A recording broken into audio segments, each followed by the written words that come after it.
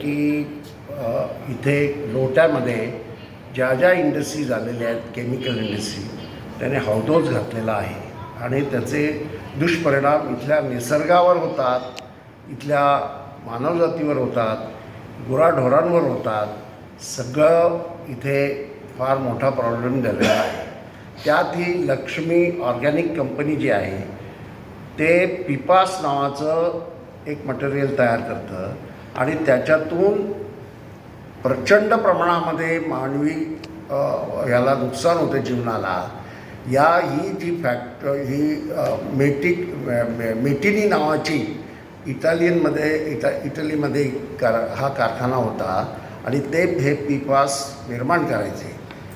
तर तिथे मोठ्या प्रमाणात माणसं दगावली, साधारण 4,500-5,000 माणसं दगावली.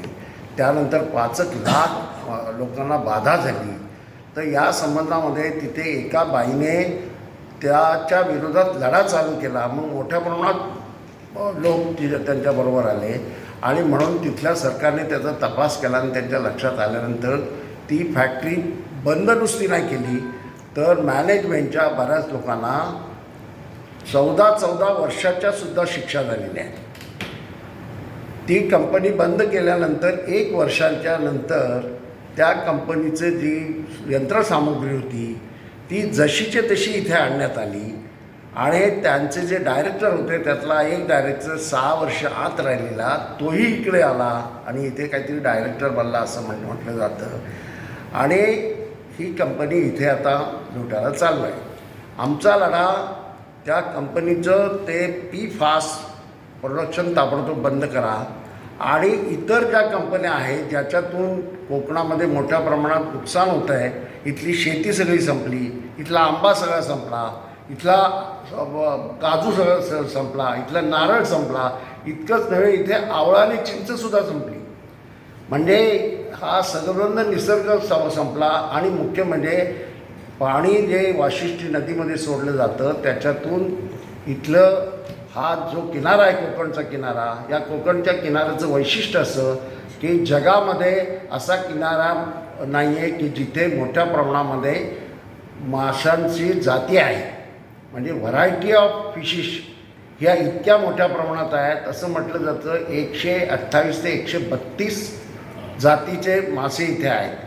ते सगळे संपलेले आहेत आणि जे थोडे अळू बिळू असं काय राहतं ते लोक खातात आणि त्यांनाही रोग होतात. तिथे मोठ्या प्रमाणामध्ये 33% लोकांना कॅन्सर झालेला आहे.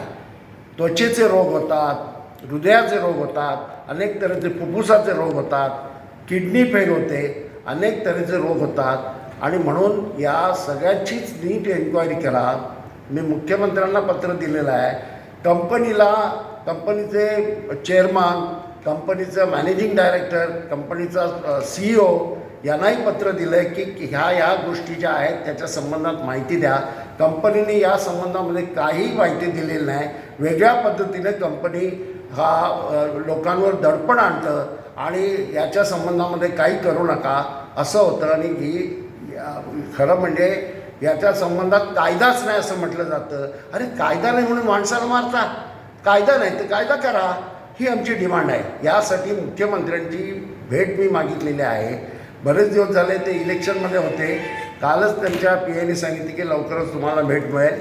त्यांच्यासमोर आम्हाला हे सगळं ठेवायचं आहे आणि आमचं म्हणणं असं आहे की याची एन्क्वायरी करण्यासाठी तुम्ही तुमच्या ऑफिसर्स लोकांची कमिटी नेमण्याऐवजी इथल्या काही लोकांना बरोबर घेऊन, काही तज्ज्ञ लोकांना बरोबर घेऊन या कंपनीची पूर्णपणे ही झाली पाहिजे, चौकशी झाली पाहिजे.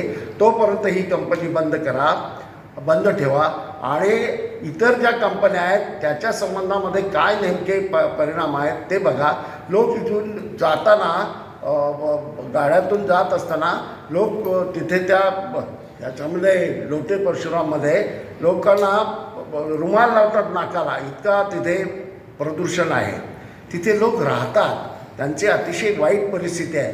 तर आणि खाडी भाग तर संपूर्ण मासेमारी सगळी संपलेली आहे. असं हे निसर्गरम्य असं कोकण आहे. ते तुम्ही पालघरपासून सावंतवाडीपर्यंत सगळं नाश त्यांचा करताय, हे बरोबर नाही. खरं म्हणजे केमिकल फॅक्टरी इतर ठिकाणी नाही तशा नाही. परंतु मग ते 20 किलोमीटर आत त्यांचं जे वेस्ट असतं ते 20 किलोमीटर ह्याच्यामध्ये समुद्रामध्ये सोडलं जातं. तशी काहीतरी उपाययोजना करा. तुमचे जे काय रेसिड्यू जे आहे ते हे करण्यासाठी ते तिथे बंदच राहतं. त्या कंपन्यांच्या कंपाऊंडमध्ये विहिरी काढले गेलेले आहेत आणि त्याच्यामध्ये सगळं सोडलं जातं. त्यानंतर पाऊस आला की आजूबाजूच्या पऱ्यांमध्ये सोडलं जातं आणि त्याचे भयानक परिणाम होतात. गुरं मरतात.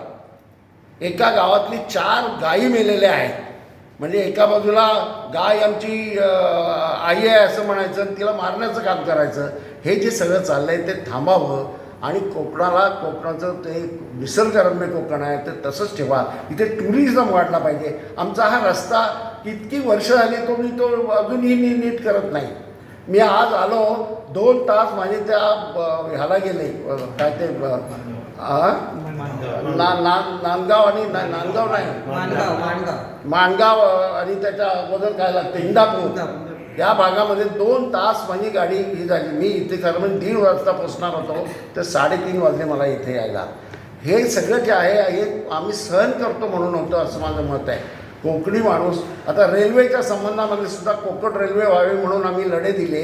जेलमध्ये गेलो. त्याचे त्याच्यासाठी पैसे जमा केले. हे सगळं झालं. कोकण रेल्वे झाली आणि कोकणी माणूस त्याला काय त्याच्यामध्ये नीट जागा मिळत नाही. म्हणजे अवस्था अशीच झालेली आहे. कोकण नुसतं भकास करण्याचं जे चाललेलं आहे त्याच्या विरोधातला हा लढा आहे आणि ह्या समितीच्या तर्फे आम्ही या महिन्याच्या अखेरीला एक मोठी परिषद घेणार आहोत. हा प्रश्न मांडणार आहोत. मुख्यमंत्र्यांनी वेळ दिली तर मुख्यमंत्र्यांच्या समोरही मांडणार आहोत आणि जेणेकरून याच्या संबंधात सुधारणा व्हावी म्हणून हा लढा आम्ही घेतलेला आहे.